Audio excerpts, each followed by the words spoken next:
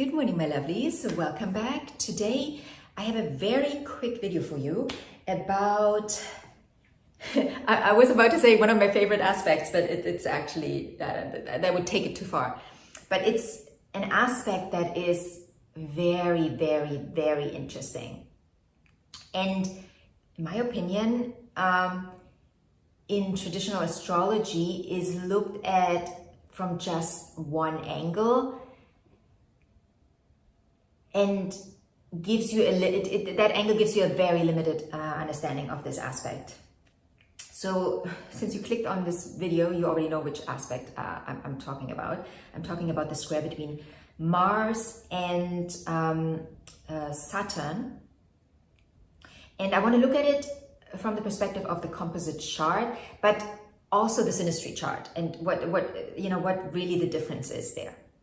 Now, what is this aspect about? If you look at traditional astrology books, talk to astrologers, they would probably tell you, ooh, stay away.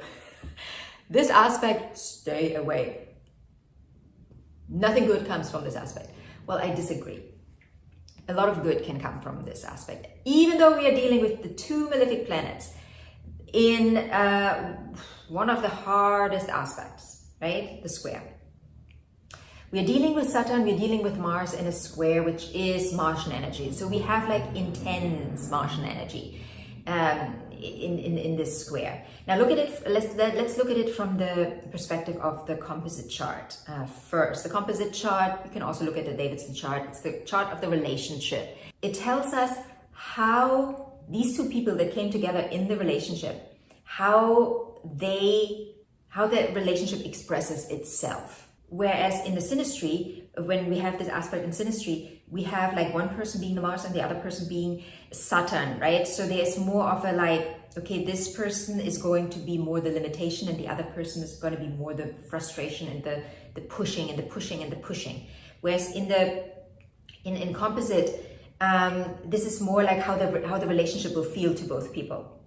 Not all the time, but at times, right? The problem that can arise with this aspect in the composite chart, within the relationship, is that over and over, we will feel like we feel limited. We both will feel limited and we both feel frustrated.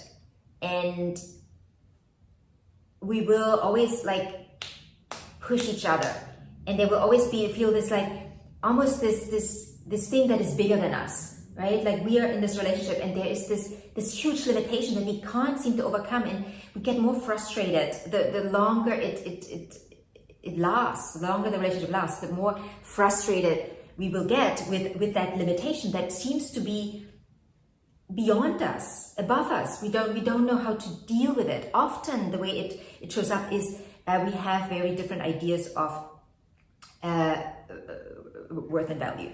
Right? Where this often shows up as a worth and value aspect, where these two people in the relationship have different values, a different outlook on life, a different way of moving towards whatever we are moving towards. Oftentimes, we are not really moving towards the same thing together. We're moving towards something else, but there's something that binds us also. Because of course, again, if you watched my video on where I explained the square aspect, shows us your limitation. It doesn't show you your limitation to tell you, oh, you're an idiot, and that's it. It shows us your limitation to overcome the limitation. And again, like I said in that video, you got to go inside. You got to find that inside of you. So these two people in that composite relationship, right? Like we look at it from the composite chart here. These two people that have this in their composite chart, they need to go inside and find their limitation. What is the limitation here? What is limiting me? Where am I limiting myself?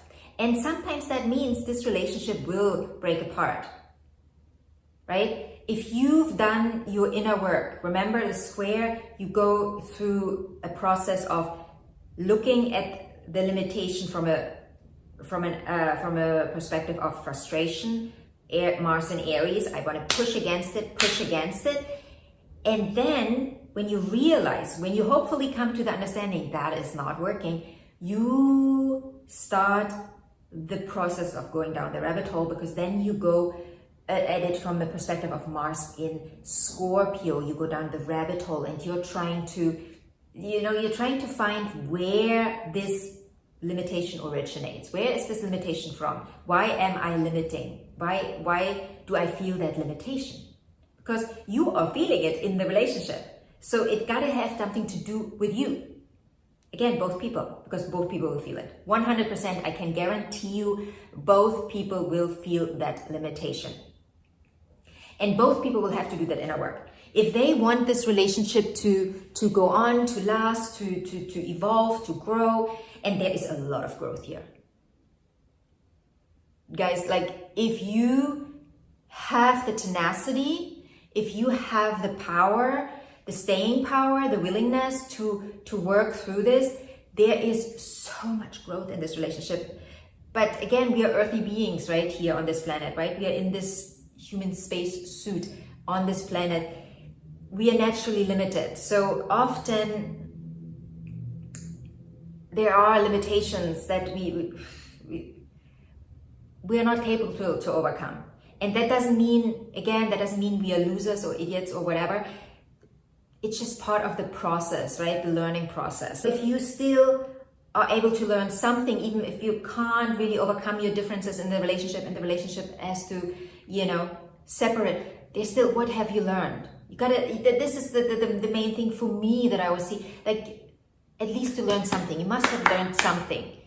You might have not be able to overcome your differences when it comes to your values, right? You just realize you just have completely different values, and these values, you can't bring them to a point where they can coexist in a way where you can both grow within the relationship. You say, well, we have to go separate ways. Then that is the lesson. That is the lesson. The lesson is, these are my values and they are important, and I have to find a person that shares the values that I have. But remember also with values, values can change, right? Values over time can change. In your 20s, there are values that you have that you will not have when you're in your 40s. Not all values will change. There are certain things that we will take with us till the end, but there are a lot of values that will change, and then you will have to figure out for yourself, where do you benefit from changing your values, certain values, right? There might be benefits, and can you see the benefits in changing certain values that you have?